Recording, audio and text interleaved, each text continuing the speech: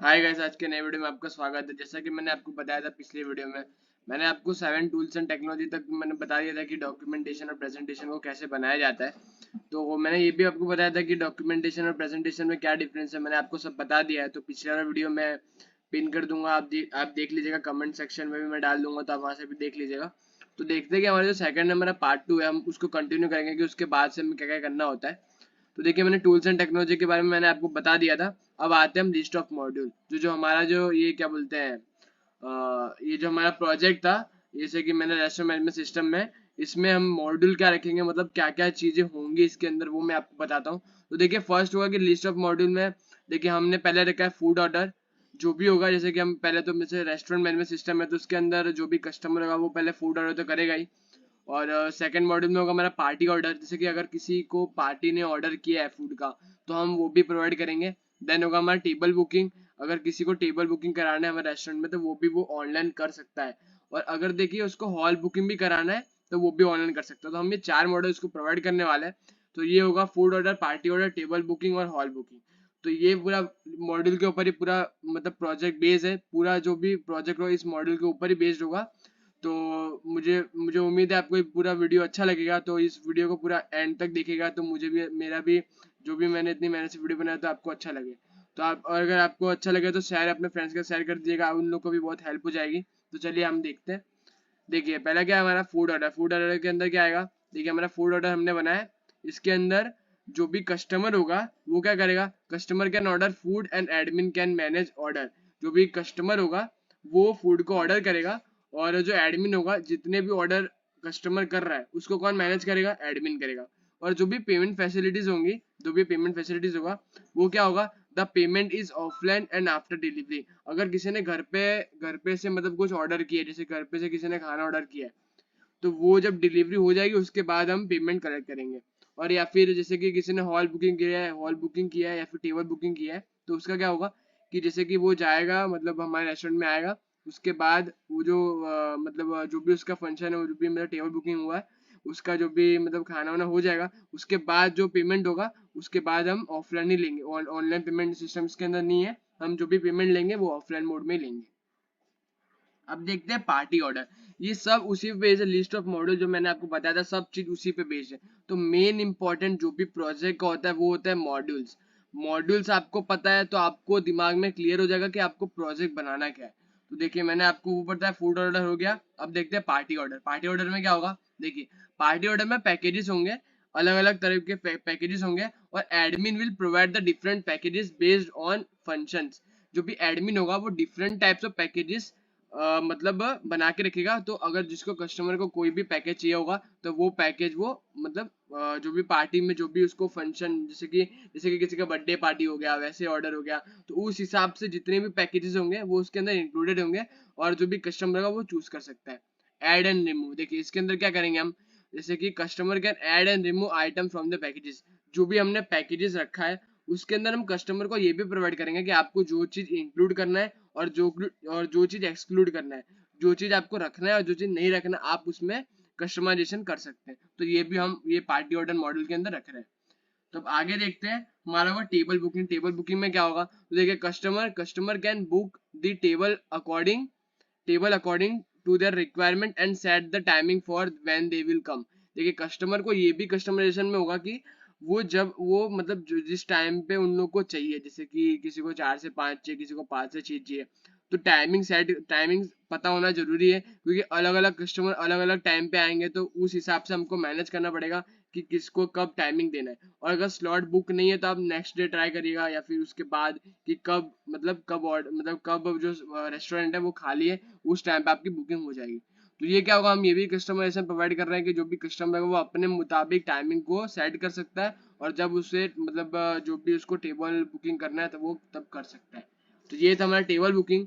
अब देखते हैं हमारा हॉल बुकिंग। हॉल बुकिंग में क्या होगा कि customer can view the information about the hall as per requirement they can book. Hall booking में भी जैसा कि मैंने आपको बताया, टेबल बुकिंग में जैसा होगा वैसा ही हॉल बुकिंग में होगा, जब उसको चाहिए रिक्वायरमेंट है वो कर सकता है। और हॉल बुकिंग में भी अलग अलग पैकेजेस होंगे, डिफरेंट टाइप ऑफ पैकेजेस, और हर पैकेज का कॉस्ट अलग होगा। तो उस हिसाब से वो एज पर रिक्वायरमेंट वो अपना बुक कर सकता है। अब देखते हैं, देखिए अब क्या होता है, जो आपने मॉड्यूल के बारे में डिस्क्रिप्शन देख लिया, अब आता है डायग्राम्स। डायग्राम में दो तरह के डायग्राम आते हैं, जैसे एक होता है यूएमएल डायग्राम हो गया, और हम ये रेस्टोरेंट मैनेजमेंट में यूएमएल डायग्राम के बारे में बात करेंगे, तो हम उसी के बारे में देखते हैं कि ये होता क्या है।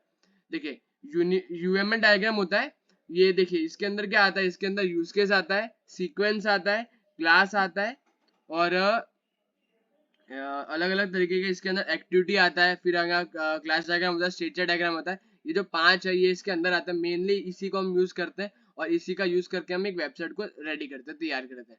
तो अब देखते हैं यूएमएल डायग्राम के अंदर होता क्या है।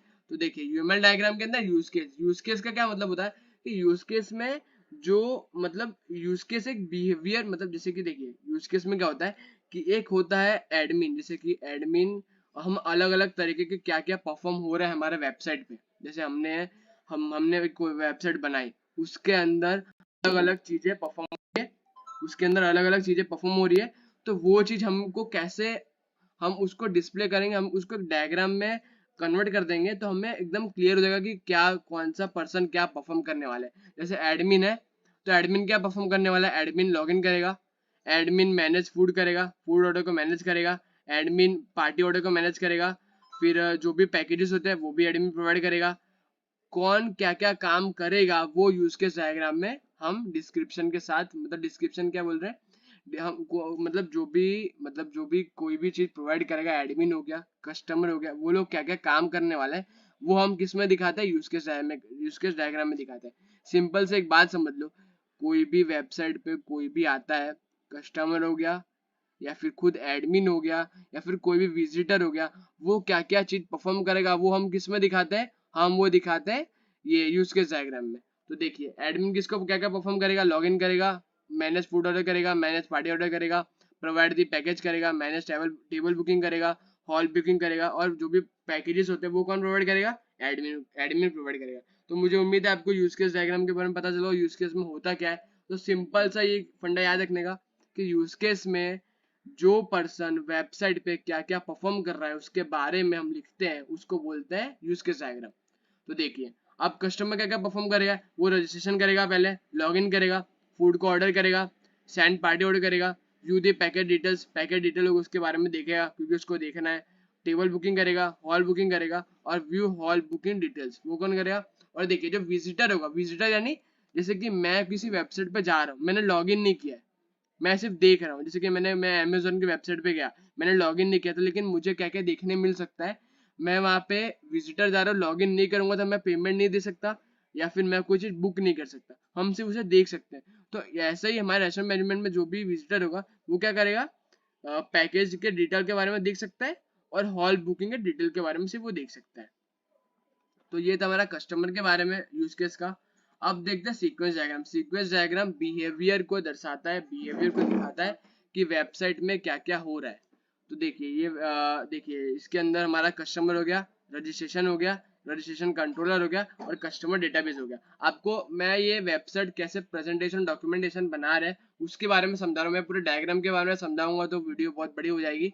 तो आपको मैं ये बता रहा हूँ कि इसके अंदर कैसे कैसे बनाते हैं, और मैं आपको एक रेफरेंस देता हूँ, लूसिड चार्ट नाम का एक आप गूगल पे सर्च करोगे तो आ जाएगा, उस पर आप जाके ये सब डायग्राम बना सकते हो, या फिर आप VS कोड के अंदर में भी diagram.io नाम से एक क्या बोलते हैं वहाँ पे जाके आप डाउनलोड कर लोगे, तो वहाँ से भी आप मतलब बना सकते हो, जो भी आपका सीक्वेंस डायग्राम होगा, यूज केस डायग्राम होगा, सब वहाँ पे जाके आप बना सकते हो। तो मैं सिर्फ प्रेजेंटेशन डॉक्यूमेंटेशन कैसे बनाते हैं मैं आपको वो सिखा रहा हूँ। तो ये पूरा मैं इसके बारे में डायग्राम के बारे में बताना चाहूँगा, तो आपको मतलब एक अलग से सेपरेट वीडियो बना दूंगा, अगर किसी को चाहिए होगी तो आप कमेंट सेक्शन में बता दीजिएगा। तो देखिए ये था मेरा सीक्वेंस डायग्राम में हम क्या रख रहे हैं, कस्टमर हो गया, रजिस्ट्रेशन फॉर्म हो गया, रजिस्ट्रेशन कंट्रोलर हो गया, और हमारा कस्टमर का डेटाबेस हो गया, ये हम इंक्लूड कर रहे हैं।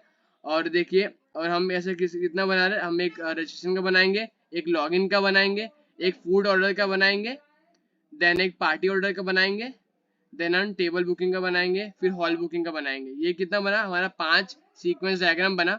और ये हमारा एक्टिविटी डायग्राम में क्या होता है कि एक्टिविटी डायग्राम में हम कौन सी एक्टिविटी परफॉर्म हो रही है वो हम बताते हैं। एक्टिविटी डायग्राम के अंदर देखिए एडमिन मैनेज फूड आइटम को मैनेज कर सकता है, मेन्यू होता है उसको अरेंज कर सकता है, और फिर कस्टमर क्या कर सकता है, फूड मेन्यू को देख सकता है, आइटम जो भी फूड होंगे उसको सिलेक्ट कर सकता है, फूड ऑर्डर को मतलब भेज सकता है, मतलब जो भी उसने सिलेक्ट किया वो एडमिन के पास जाएगा, फिर वो फूड ऑर्डर जो भी इनवॉइस निकलेगा, पेमेंट होगा, वो सब होगा। तो ये था हमारा एक्टिव डायग्राम।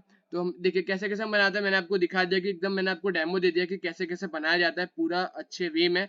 और अगर आपको डायग्राम के बारे में अलग से वीडियो चाहिए तो आप कमेंट में बता दीजिएगा, मैं बना दूंगा पूरा एकदम डिटेल से, एकदम अच्छे से आपको पूरा समझ में आ जाएगा कि डायग्राम कैसे बनाते हैं और कौन से वेबसाइट से डायग्राम बनता है। ये था हमारा, और ये हमारा क्लास डायग्राम। फिर ये हमारा स्ट्रक्चर डायग्राम। स्ट्रक्चर डायग्राम में भी मैंने 2 डायग्राम बनाया। और देखिए डेटा डिक्शनरी, देखिए लास्ट पेज क्या होता है, देखिए पूरे मैंने आपको बता दिया कि ये अपना मतलब डेफिनेशन और जो भी हमारा ये प्रेजेंटेशन होता है उसके अंदर ज़्यादा डिफरेंस नहीं है, दोनों ऑलमोस्ट सेम ही होता है। वो तो कॉलेज के हिसाब से होता है कि कौन से कस्टमाइज, मतलब कॉलेज अपना लेआउट देती है कि ऐसे ऐसे बनाना है, वैसे ऐसे डिज़ाइन करना है, ज़्यादा डिफरेंस तो होता नहीं है। और तो देखिए डेटा डिक्शनरी क्या होता है, हम डेटाबेस बनाते हैं, जो भी आपने आपने वेबसाइट बनाई है तो उसका आप डेटाबेस तो बनाओगे ही, तो डेटाबेस बनाया जाता है। देखिए मैंने पहला टेबल बनाया, एडमिन का टेबल बनाया। फिर मैंने बनाया कस्टमर का टेबल बनाया। फिर कस्टमर डिटेल्स का बनाया है मैंने। फिर फूड कैटेगरी का बनाया मैंने फूड। फिर हमने इधर बनाया फूड आईडी, जैसे कि हमने एक टेबल बनाया फूड का, बनाया कि क्या क्या फूड होंगे। फिर फूड कैटेगरी का टेबल बनाया हमने। फिर देखिए इधर हमने एग्जांपल दिया। फिर हमने इधर फूड ऑर्डर का एक और टेबल बनाया कि कौन सा लिंक जो मतलब प्राइमरी के क्या देनी है, फॉरेन की क्या देनी है। आपको पता होगा, आपने मतलब बीसीए का लास्ट ईयर प्रोजेक्ट आपको पहले सिखा दिया होगा कि एसक्यूएल क्या होता है, उसके अंदर आपको सब बताया होगा कि डेटाबेस बनाया कैसे जाता है।